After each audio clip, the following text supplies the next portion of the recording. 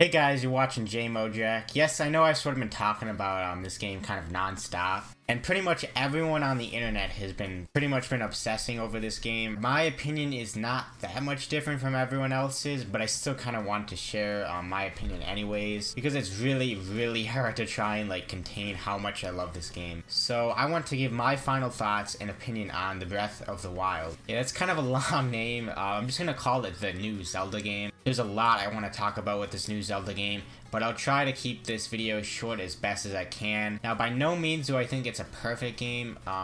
There's a lot of stuff wrong with it. The game still has a lot of negatives that do sort of piss me off and kind of ruin some of the experience. No, it's not that the weapons break. Like, I honestly believe that the weapon breaking adds more sort of survival element to the game and forces you to use more variety.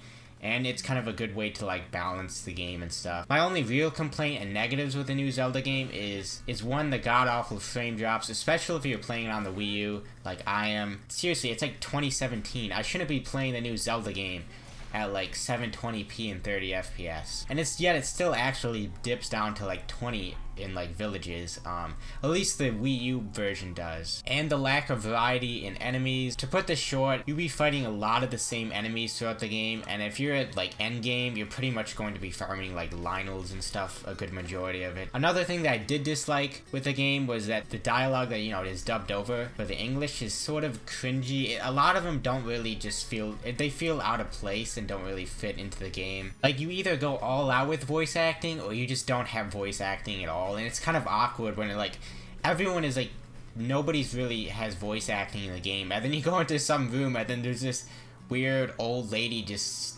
talking, like, it's like, whoa, you can speak. It's just kind of weird for me. Oh, and let's just say the final bosses of the game are kind of just disappointing. They're kind of a joke. To put this better, like, the mini bosses, like a Lionel in the game, is honestly stronger than the final boss in this game. It's really sad and disappointing.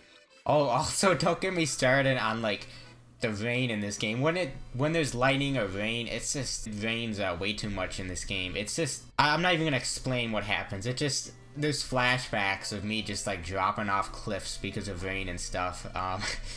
Yeah, it's not good. Now, off the negative side of the game, there's a lot of good stuff about this game too. It is the biggest open world environment that I have ever played in my life. It makes Skyrim kind of looks like child's play. Or maybe that's a little bit over exaggerating, but like, it's sort of how I feel about the game. Also, some people do say that the map is kind of like empty and stuff. I think that's complete baloney. Like, the map is well designed and it has an even spread of collecting, fighting, and exploring, which is what pretty much every open world game comes down to in the end. Only if you play this game you will understand how massive and how easily you can get lost in this game's beautiful environment. What makes this game so special for me, the sense of freedom you have in the game. Whether it be shield surfing, gliding, or parrying, all of the little gameplay mechanics that they decided to add in the game makes it insanely fun to play. Now, the soundtrack in this game, I'm sort of like in the gray with.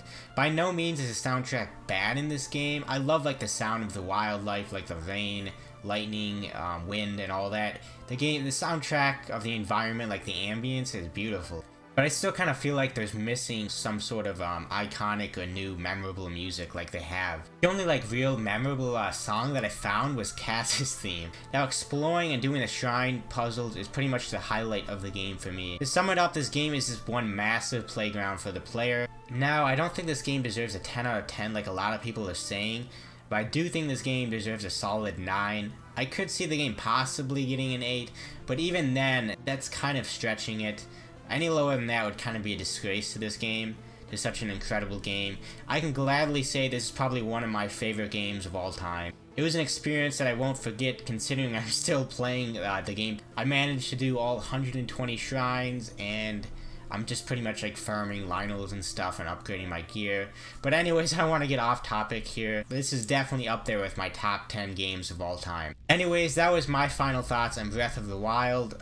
If you have a Wii U or the Switch, this is a must-have game for all owners. I honestly would go out and buy the Switch just for this game alone. It's really that good, like everyone has been saying. Anyways, I hope you guys enjoyed this video, and if you have a different opinion, be sure to leave down in the comment section below. Leave a like on this video if you found it entertaining, and yeah, thanks so much for watching. I will see you guys in the next video. Peace.